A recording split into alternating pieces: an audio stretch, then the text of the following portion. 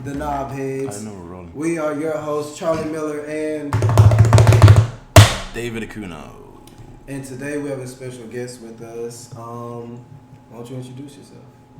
Hey guys, this is Bobbie. I'm from the Podcast. What's up? I'm happy to be here. Yes. Yeah, you said you saw the Link podcast, right? I did. I seen her most recent episode. Oh, how many episodes are we at the moment? How's it going? We are 5 or 6. I started a new series. Before, it was more of just sitting in the studio, and then like talking and shit, But now I'm gonna be going mobile and linking up with people. That's why it's called The Link. So okay. Yeah. So this time I linked with my ex and his girlfriend for the first time. We had a conversation. For the first time on the podcast? No, for the first time, like in person. Yeah. I met his girlfriend, and I haven't seen him in years. The first time you did that was for your podcast? Yes, so. The first time we recorded was really the first time we met. Yeah. And then. How did that go? Is it like catty? Is it how I think it would be? Okay, so I thought it was gonna be awkward as fuck. Yeah. And honestly, I'm not gonna lie. When she went, like I said, but I mean, it sounds like an awkward situation. when I went in, Meet your ex, and the person they're dating now. But this That's is your awkward. high school ex, right? this is my high school ex. So how long Oh. ago? We were together for some time, and I was only like his. Like we were the first like serious. We were trying to do things serious, and we were really close. So it was just it still could have been. It wasn't like a fling type of situation. Gotcha. Almost real. How long is a long time, or how long is some time? From like sophomore year of high school to probably like junior or senior year, we were like on and off. Is that 3 years, 2 years? Yeah, like 2 or 3 years. Yeah. But then, so when you guys broke up was how long ago then, roughly? Ooh, that was in high school. We broke up like junior or senior year of high school. I can't remember. But we've always like stayed in touch. There's no bad blood, so I didn't think it would be that awkward. But just how women are, and I fully expected her to be. I just had to do some icebreakers, and then it turned out really good. It was a really good conversation.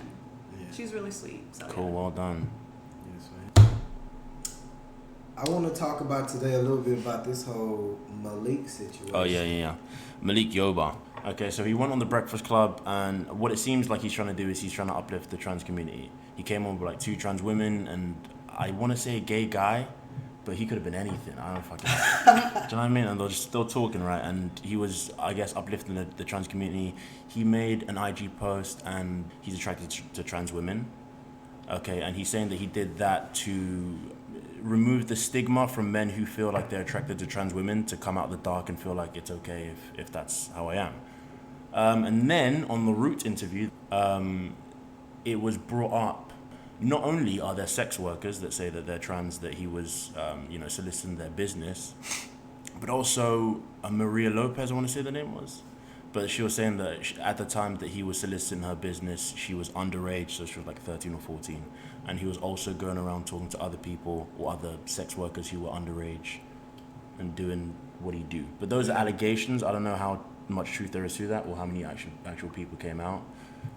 So I think we should treat it as such, even though I feel like you have a bias against the guy. It's all good though, but I think we should treat it as such, as if they're allegations, as if they were any other person that we actually would want to protect. I'm not even tripping. Well, I mean, I'm tripping, but I'm not really. My problem isn't with the statutory rape. Yes. What's your problem with? I mean, I don't. You get what I'm fucking saying. So you don't care that he might rape someone. Who gives a fuck? Shut up. What do you I care felt like you was about to say that shit. What I'm saying is, it's all good. Yeah, it's bad that the statutory rape, but my whole thing is like, hey, why the fuck are you saying that you treating these women the same as like trans women? You treating trans women the same as women who were born that way. Yes. When you're not, you're looking at trans women as some type of transaction. And he's fetishizing trans women transaction, baby. I'm not gonna lie. That wordplay There's so got much. me. Okay, so number one, the reason why he even came out was because that there was a story that recently happened where a man committed suicide, and originally they were saying he committed suicide because people were bullying him about his trans girlfriend.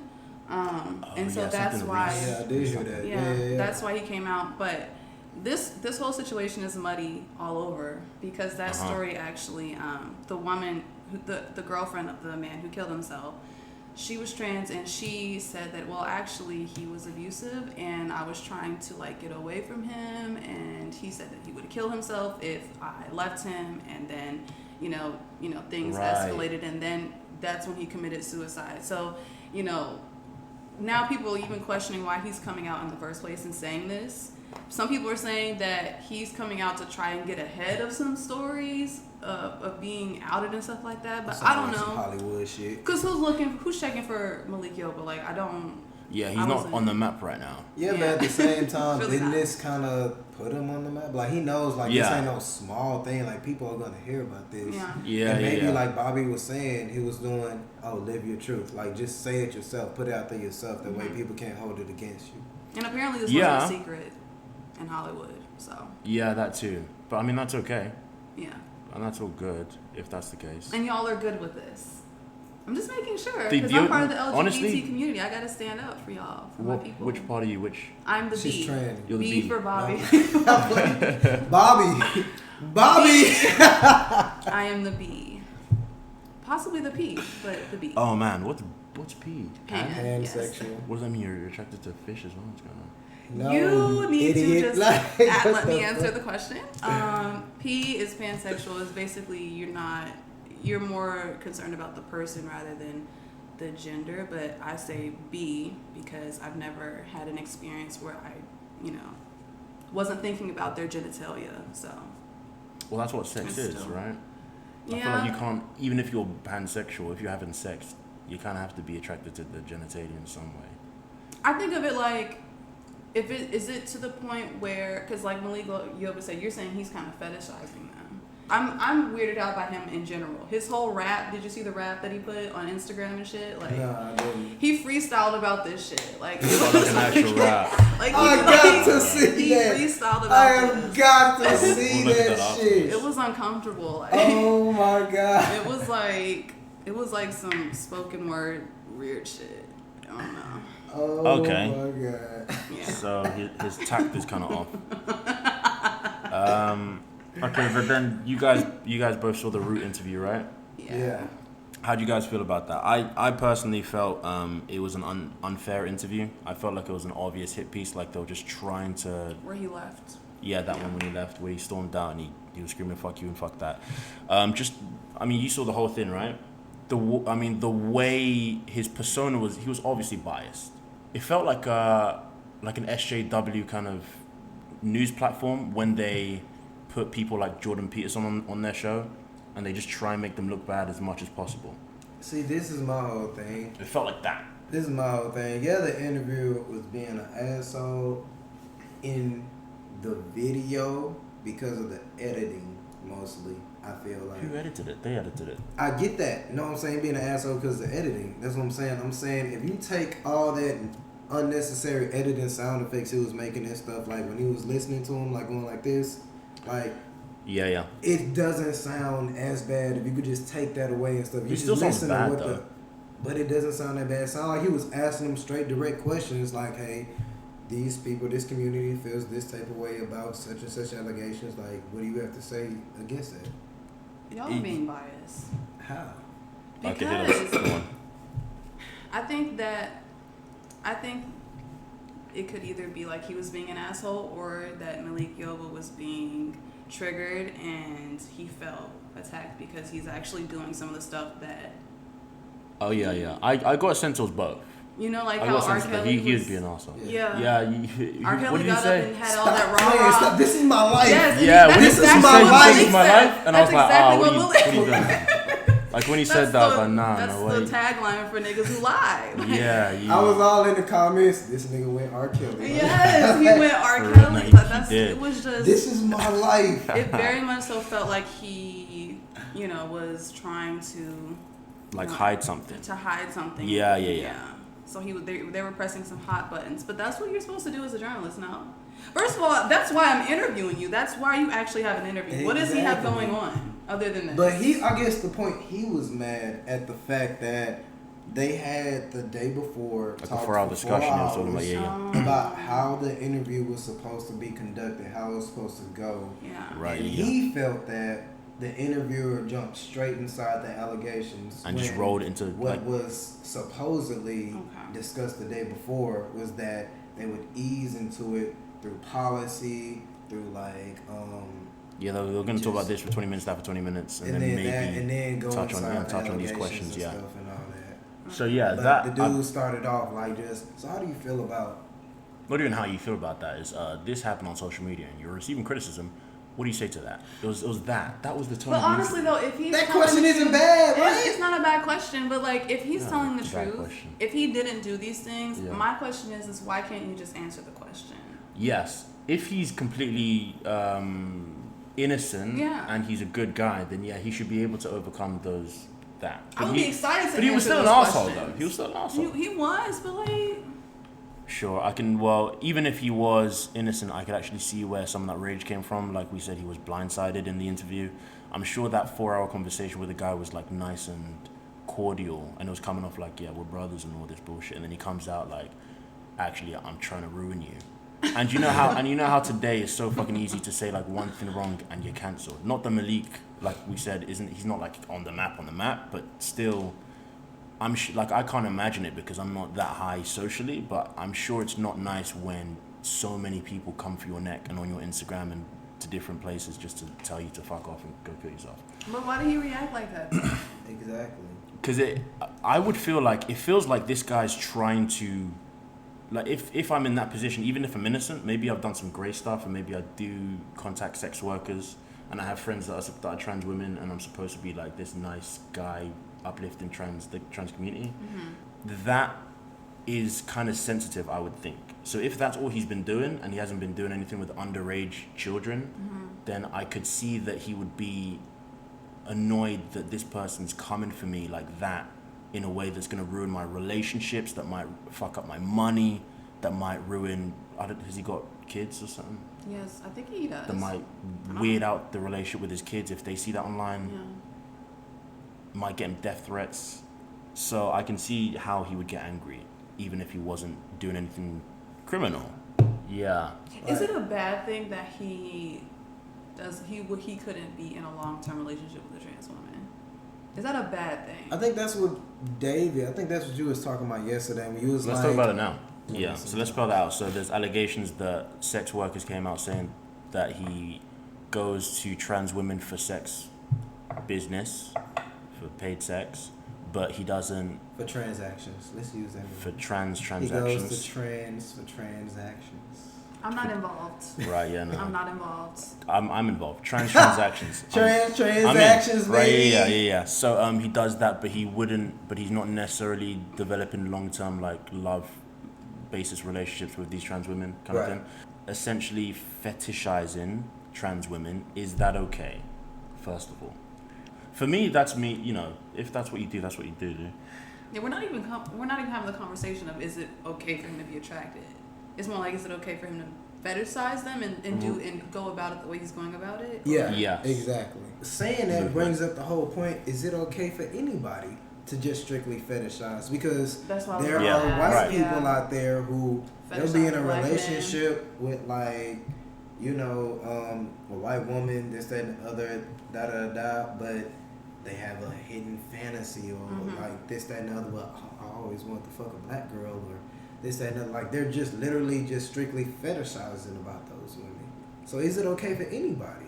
I don't like to kink shame people. Right. I don't like to kink shame people. Kink shame. Yeah, and because with kinks and stuff like that, you really cannot like help. Sometimes people cannot help what they're attracted to.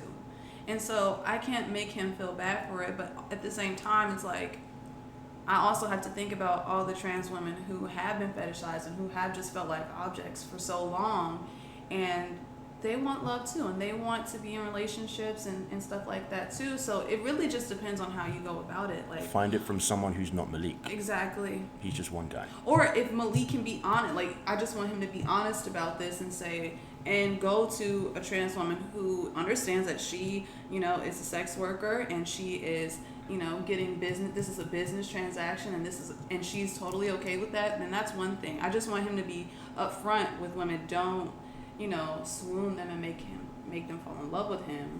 And then that's a whole thing. Right. I would just rather him be honest and upfront about his intentions with the women that he's interacting with. I get that. You know what I mean? He's and he's then kind of nobody's like, hurt. Yeah.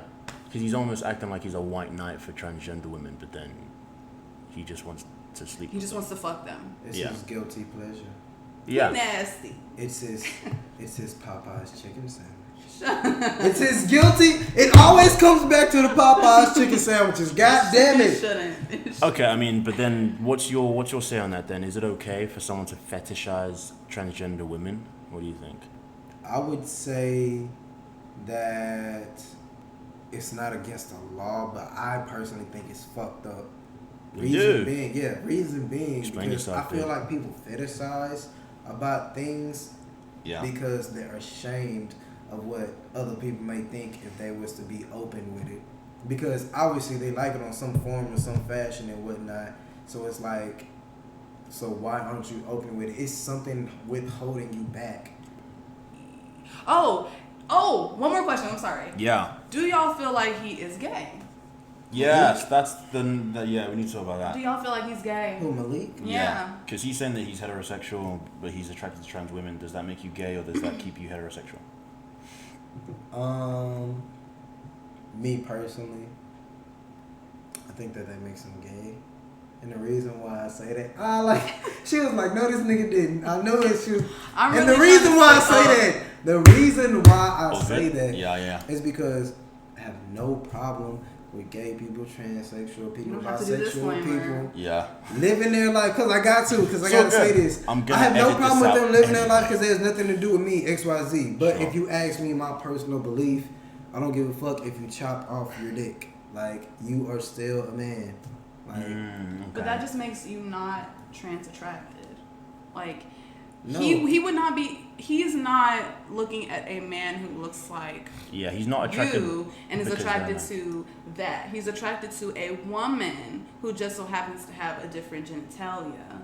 The genitalia is not associated with her like aesthetic and her gender and what she associates. But see, but that's what I'm saying. That's the difference. That's what you believe. Like, if somebody has if a man has a transsexual operation, turns into a woman, and he wants me to call him her, and instead of Claudia, or whatever type shit, like, that's fine. I'll call him all that. But in my mind, I'm not looking at him as a woman. That's what I'm saying. I'm saying that's why I think he's gay, because me personally, I'm gonna show you some trans women, and you tell me if you feel like they were men. Are there transsexual women out there who can probably fool niggas? Yes, definitely. That's not fooling. Or whatever. That's who they are. But see, that's the difference. That's your belief. What do you think, David? That's what it is. What do you think, David? Yeah, honestly, I think that you could still be straight. Thank you. Because the trans woman has the aesthetic of a woman, so you're still attracted to the aesthetic of a woman. You're not attracted because they used to be a man. If you're attracted because they used to be a man, then that's a different category. I don't know what the fuck that is. Okay, I get that. You know what? I get that. But I know I can understand, me, myself included, and you, I can understand that a lot of men can't get over the fact that he used to be a man, and that kind of removes the attraction. But that just makes you not trans attracted. Yeah. That just makes you not attracted to trans women. Right. That doesn't make you more straight. But this is why I was saying that like I would consider myself straight. pan as well, because this is ratchet, right? But no, this is why I would consider myself pan too, because there are some people who just aren't stuck on the genitalia, and like that is what I would consider, people who are trans attracted, is they like the aesthetic and the visual of the femininity of a woman, but the genitalia is not what they're stuck on. And I can see that happen. This is very hard having conversation with straight men. I get it. When y'all explain it like that, then okay, I get it. Then I can change my point of view. No, okay, let me say my point of view with a caveat though. If he's still attracted and she has a dick, then you're gay. No, you're not. Yes, you are. No, you're not. So you're saying the only thing that makes you a man is your dick? That's one of the big ones. I'm saying no, because what happens when you're castrated? I mean, Are you still a man? You're gonna feel like less of a man, but you are still a man. But that's okay. So why are you associating who you are and being a man and your whole entire masculinity with your dick? I'm not saying it's the whole thing, but it's part of the puzzle. It's a main part of the puzzle. Let's not act like most men don't have dicks, because that's like one of the main determinant things. Okay, so what about trans men? How do I tell what a cat is? A man or a fucking woman? I gotta check the undercarriage, dude. What about trans men? men? Yeah, that's the fringe, I guess. We're looking at trans women. Oh yeah, I've seen that one. Would Malik Yoba be gay if he was yogurt. Malik Yoba? Would he be gay if he was talking to Nikita Dragon? Would he be gay? Is this gay? Yeah, no, I don't think so. Fuck, like even if she had a penis. That's why I said I changed my point of view. That's why I said does Nikita have a penis? I don't know. That's why I said I changed my point of view. I was maybe it's the fact that I personally I'm not trans attracted. Yeah. Said. So it's okay, but let's go to the second part of the question though. Yes. So if the trans woman has a penis and the guy's still attracted, what does that make them? Are they still completely heterosexual, or is there a caveat that we're missing out? Not just if I see you and you have a penis. Like, that's if what I'm I saying. know it's there. That's what I'm saying. I think at that point, you are like. It's not completely heterosexual. Exactly, it's not. The reason being because if we're going off the point that Bobbie was making earlier, like attracted to the aesthetic of a woman, part of the aesthetic of a woman is having a vagina. Yes. So when you don't have that, when you have a penis and the man is still attracted to that penis, then it's like that's not heterosexual. But man, what if she's not? This is hard because we're making sense, right? No, because y'all are straight, and so it's different. So are like, we not making sense? I'm so that last point we just made did not make sense. It makes sense for the mind that you have. Okay. Because keep going. This is coming from someone who's just not straight and who is very queer, and so. And this is why I can say I even dabble in the realm of being pan, is because I just don't. I like genitalia and I like people's aesthetics, but I also don't necessarily associate. They don't have to match all the time. So I could be attracted to a trans man who has a vagina and be totally okay with the pussy, but that does not like take away from the trans man being a manly man and being my man, and this is my man. This is what we do. Okay, so that's what I'm saying. You could be attracted to. That makes sense. Which I'm just verifying. You could be attracted to a woman and a trans woman who like. I am attracted to a particular trans. And she has a dick and she like suck my dick, this, that, another, now that. You're not looking at that person on any form or fashion like a man, like they're still a woman. Right. Yes. Shout out to India Moore. If you ever feeling lonely, baby, call me. She actually associates as they, but for this conversation, it's a woman aesthetic. Mm-hmm. She has a penis, and I would still see her as feminine, womanly, and I would still have sex with her and her penis, and not feel like that has anything to do with her as like. But you don't see our point of view of the whole fact of I think that's just a different way of looking at it. The definition of women's aesthetic is women based. Like but then she can be attracted to a woman's mind and feel that energy and remove the genitalia and it's still a woman. That's what I'm saying. It's more about so I think energy. that goes into pansexualism. Yeah. So that means that person wouldn't just be heterosexual, they'd also be pansexual to a degree. So I think you'd still have to open the boat for them. I'll give you that. Because then you're not associating their genitalia with their... Which is, I think, is the traditional way to do it. Yeah. Yeah. Okay, and then Antonio Brown? I don't know the story. You have to tell it. You have to tell it again. So Antonio Brown... Damn, baby, what is your name? But not the last one, cause I'ma make it change. You sleeping, tired of these bold ass lames who be running Atari. Old ass game,